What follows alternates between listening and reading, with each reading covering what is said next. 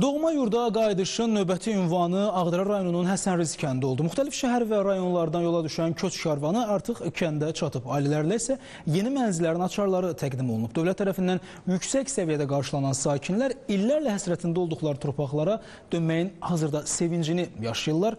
Qeyd edim ki, Həsənrız kəndində artıq 90 ailə və 306 nəfərin daimi məskunlaşması təmin olunub. Qarabağda və Şərqi Zəngəzurda həyat yenidən canlanır. Dövlətin məqsədi isə birdir: böyük qayıdışı dayanmadan mərhələli şəkildə davam etdirmək.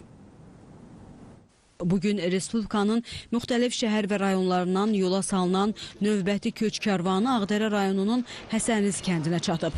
Yeni köçürülən ailələrə mənzillərin açarları təqdim olunub.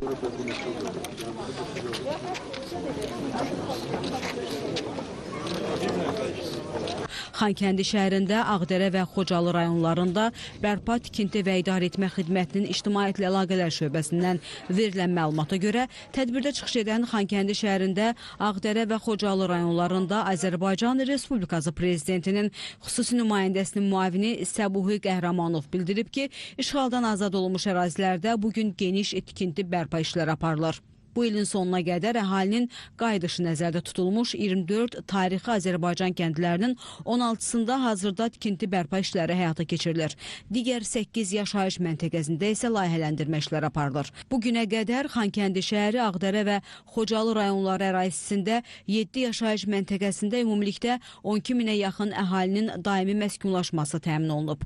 Bu mərhələdə isə Ağdərə rayonunun Həsənrız kəndinə daha 20 ailə, 68 nəfər köçürülüb.